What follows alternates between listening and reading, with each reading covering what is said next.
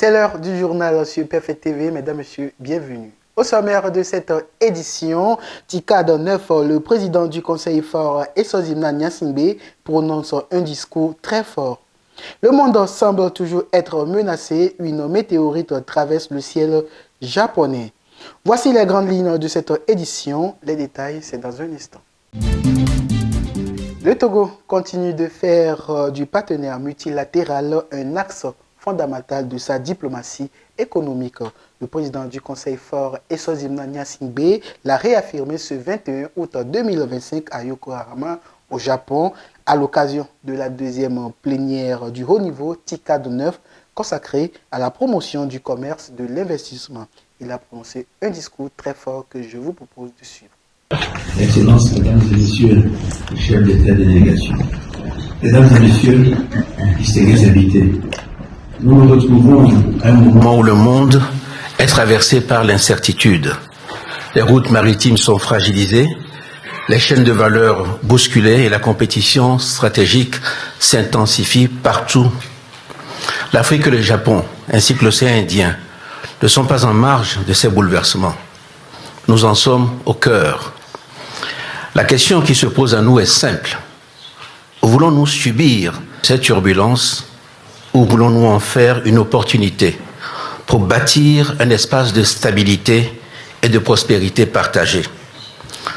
Pour ma part, je crois que c'est dans la coopération entre l'Afrique, le Japon et l'océan Indien que se trouve une partie de la réponse. C'est pourquoi je voudrais partager avec vous quelques réflexions, à la fois concrètes et stratégiques, sur la manière dont nous pouvons, ensemble, transformer cette région en moteur de croissance, de souveraineté et de durabilité.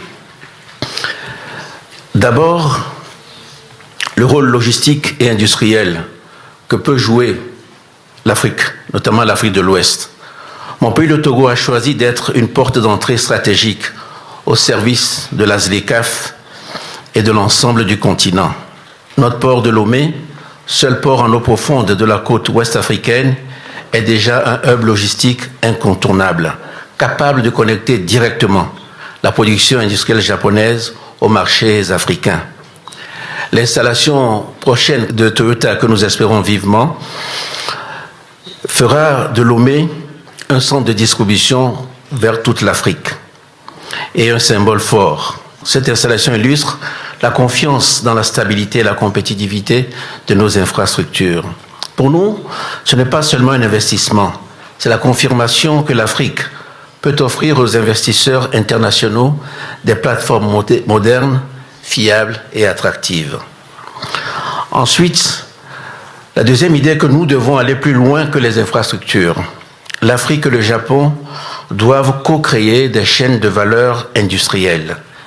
L'Afrique ne peut pas se limiter à exporter ses matières premières, pas plus que le Japon ne peut se limiter à exporter ses produits finis. La véritable prospérité naît dans la production conjointe. Notre ambition n'est pas seulement d'être une plateforme de transit. Nous voulons transformer nos ressources, produire localement et faire de notre jeunesse des acteurs de la production, pas seulement de la consommation. Dans l'automobile, l'énergie, l'agro-industrie ou le numérique, nous pouvons développer ensemble des écosystèmes productifs intégrés, connectés par l'océan Indien. L'exemple de Toyota montre la voie.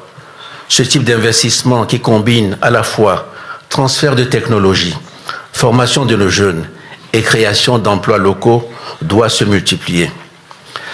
Ma troisième observation est que l'océan Indien doit être vu comme un espace de connexion stratégique pour nos deux régions. Pour l'Afrique de l'Ouest, l'océan Indien n'est pas un horizon inconnu ou lointain, mais une extension naturelle de nos échanges avec l'Asie et le Japon. Le port de Lomé, par sa situation d'entrée sur les grands corridors transafricains, participe déjà à cette continuité logistique entre l'Atlantique et l'océan Indien. Notre coopération avec le Japon peut transformer cet espace en un vecteur de prospérité partagée. Notre ambition est de devenir un des nombreux piliers africains de l'Indo-Pacifique. Pour cela, notre partenariat ne doit pas se limiter à des projets isolés. L'Afrique et le Japon ont déjà une longue histoire de partenariat à travers la TICAD et l'agenda 2063. Avec le Japon, nous voulons construire un Indo-Pacifique élargi et équilibré qui sécurise les routes maritimes, soutienne la transformation industrielle et renforce la souveraineté économique de notre région. Pour le Japon, l'Afrique n'est pas seulement un marché d'avenir, elle est un partenaire stratégique, capable de contribuer à l'innovation, la stabilité et à la prospérité globale. C'est pourquoi nous devons élever notre coopération à une véritable alliance stratégique fondée sur la confiance et la réciprocité.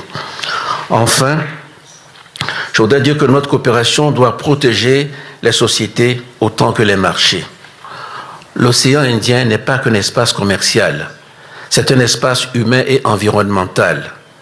Les infrastructures que nous bâtissons doivent être durables, résilientes et socialement inclusives.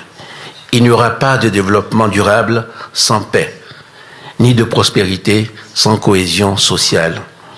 Le Japon et l'Afrique ont la responsabilité de faire de l'océan Indien un espace sûr, respectueux de l'environnement et moteur de croissance bleue. Le développement maritime et industriel ne peut plus ignorer la question climatique, la pollution marine ou la résilience des communautés côtières. Ensemble, nous devons développer une économie bleue et verte qui conjugue croissance, inclusion et durabilité.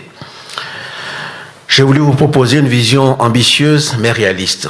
Faire de la coopération entre l'Afrique, le Japon et l'océan Indien un modèle d'intégration économique, d'innovation et de durabilité. Je vous remercie de votre aimable attention. On l'annonçait en début d'édition, le monde continue d'être menacé. Ce 20 août 2025, une météorite a traversé le ciel japonais. Le phénomène a surpris tout le monde. Ni les satellites américains, ni les satellites chinois, russes n'avaient pu détecter. Cela prouve que la surveillance spatiale a encore de grandes failles. Suivons l'image de ce phénomène. Le Japon et la planète entière ont été témoins de cette scène impressionnante. Mais derrière la beauté de la lumière dans le ciel, il y a un vrai danger. Si la météorite était tombée sur une ville, les conséquences auraient été terribles. Des milliers de vies auraient pu être perdues en quelques secondes. Des immeubles, des routes et des hôpitaux auraient été détruits. L'impact aurait aussi eu de graves effets économiques. Un aéroport, un port ou une zone industrielle touchée aurait paralysé l'activité pendant des mois. Les assurances, les gouvernements et les entreprises auraient été obligés de faire face à des coûts énormes. Il y aurait aussi eu des effets sur le climat. Une grosse météorite peut projeter beaucoup de poussière dans l'atmosphère. Cette poussière empêche le soleil de chauffer la Terre normalement. Cela peut provoquer un refroidissement temporaire, abîmer les récoltes et mettre en danger la sécurité alimentaire. Cet événement est donc un avertissement. Les grandes puissances doivent arrêter de se concentrer uniquement sur leur rivalité terrestre. Elles doivent investir davantage dans la surface spatiale et coopérer pour protéger la planète, car la prochaine fois, il pourrait être trop tard.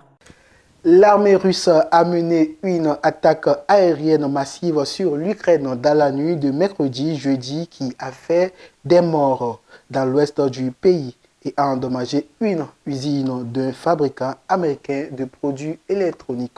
Suivons le reportage avec France 24. La nuit a encore été chaotique en Ukraine. Les Russes ont envoyé des centaines de drones destructeurs, tuant un civil à Lviv, c'est la grande ville de l'Ouest. On compte aussi plusieurs dizaines de blessés. Une nouvelle nuit de violence donc, à l'heure d'une intensification des balais diplomatiques. On écoute d'abord l'un des témoins des attaques. Il était 4 heures du matin. Il y a eu la première explosion. Ma femme s'est réveillée et a dit « Ça doit être un accident ». Mais je lui ai dit « Ce n'est pas un accident, c'est une catastrophe ». Je suis allé voir mes petits-enfants. Et environ 10 minutes plus tard, un autre missile a volé par ici. L'explosion était très forte. Maintenant, je ne peux qu'imaginer ce que c'était à Kiev pendant les bombardements. C'est tout pour cette édition. Merci de nous avoir suivis. À très bientôt.